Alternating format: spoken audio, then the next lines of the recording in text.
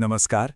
चलिए, आज हम एक ऐसी कहानी की दुनिया में चलते हैं जो गुरु और शिष्य के रिश्ते की एक खूबसूरत मिसाल है।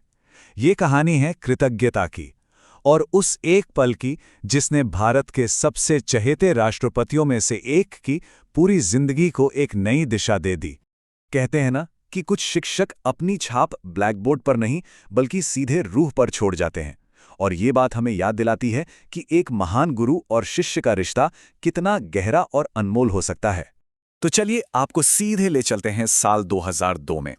जगह है भव्य राष्ट्रपति भवन। माहौल में एक अलग ही हलचल है, क्योंकि आज एक बहुत बहुत ही खास मेहमान का इंतजार हो रहा है।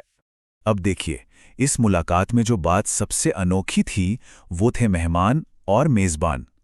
मुख्य अतिथि थे 90 साल के एक बुजुर्ग रिटायर्ड शिक्षक, और उनकी मेजबानी कौन कर रहा था? कोई और नहीं बल्कि भारत के 11वें राष्ट्रपति डॉक्टर एपीजे अब्दुल कलाम। तो सवाल ये उठता है कि आखिर देश के सर्वोच्च पद पर बैठे एक राष्ट्रपति का एक साधारण से गांव के शिक्षक से ऐसा क्या जुड़ाव था? इस सवाल का जवाब जानने के लिए हमें वक्त में कई दशक पीछे लौटना होगा। तो चलिए समय में पीछे चलते हैं उस क्लासरूम तक जो समुद्र किनारे लगा था, और देखते हैं कि कैसे वहां एक सपने ने अपनी पहली उड़ान भरी थी। ये बात है साल 1941 के रामेश्वरम की।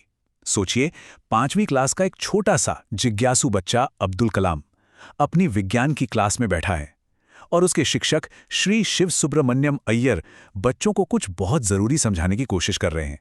तो हुआ ये कि शिक्षक अय्यर जी ब्लैकबोर्ड पर समझा रहे थे कि पक्षी हवा में कैसे उड़ते हैं, लेकिन बच्चों के पल्ले कुछ नहीं पड़ रहा था। बच्चों के चेहरे पर उलझन देखकर वो मुस्कुराए और पूरी क्लास को पास के समुद्र तट पर ले गए। वहां उन्होंने आसमान में उड़ते पंछियों की तरफ इशारा किया और असल में दिखाया कि कैसे उनके पंख और उनका शरीर उन्हें उड़ने में मदद करता है। बस छोटे से कलाम के लिए ये सिर्फ एक साइंस का पार्ट नहीं था, ये वो चिंगारी थी जिसने उनके जीवन का मकसद ही तय कर दिया। अब देखते हैं कि समुद्र तट पर मिली वो छोटी सी चिंगारी कैसे विज्ञान की दुनिया में एक बहुत बड़ी उड़ान में तब्दील हो गई। ये टाइमलाइन साफ दिखाती है कि उस एक दिन का असर कितना गहरा था। देखिए, 1941 में उड़ने में जो दिलचस्पी जगी, उसी ने कलाम साहब को 1960 में डीआरडीओ पहुंचाया, फिर 1969 में इसरो, और 1980 आते आते वो भारत के पहले सैटेलाइट लॉन्च व्हीकल SLV-3 के प्रोजेक्ट डायरेक्टर बन चुके थे। सोचिए, इस पूरे शानदार सफर की नींव उसी एक दिन रखी गई थी। विज्ञान के लिए उनका जुनून और देश सेवा का जज्बा उन्हें अपने सफर के सबसे ऊंचे मकाम तक ले आया, भारत के सर्वोच्च पद तक। यह सफर वाकई में असाधारण था, है ना? एक तरफ एक छोटे से मछली पकड़ने वाले गांव का एक लड़का, और दूसरी तरफ 1 अरब से ज्यादा लोगों के जनता के राष्ट्रपति। ये कहानी हमें दिखाती है कि सपनों को जब सही रास्ता दिखाने वाला कोई मिल जाए तो कुछ भी हासिल किया जा सकता है। और अब कहानी घूमकर वापस उसी दिन पर आ जाती है जहां से हमने शुरुआत की थी, राष्ट्रपति भवन का वो खास दिन। अब हम उस मुलाकात का असली मतलब और इसकी गहराई को समझ सकते हैं। इसे समझने के लिए गुरु दक्षिणा के कॉन्सेप्ट को जानना जरूरी है।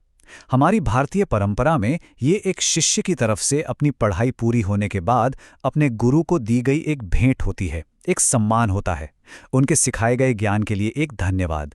और इसी भावना के साथ राष्ट्रपति बनने के बाद डॉक्टर कलाम ने अपने 90 साल के बीमार शिक्षक शिव सुब्रमण्यम अय्यर को राष्ट्रपति भवन में मुख्य अतिथि बनाकर बुलाया। ये सिर्फ एक मुलाकात नहीं थी, ये उनकी जिंदगी की सबसे बड़ी गुरु दक्षिणा थी, अपने गुरु के लिए सर्वोच्च सम्मान का एक प्रतीक।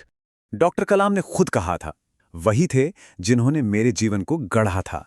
बस ये एक लाइन उस गहरे सम्मान और शुक्रगुजारी को बयां कर देती है जो वो अपने शिक्षक के लिए महसूस करते थे। तो आखिर में ये कहानी हमें यही याद दिलाती है कि एक महान शिक्षक की विरासत कभी खत्म नहीं होती, वो पीढ़ियों तक जिंदा रहती है। वो सिर्फ एक इंसान की जिंदगी नहीं संवारते, बल्कि कभी-कभी तो पूरे देश की तकदीर को एक नई दिशा दे जाते हैं।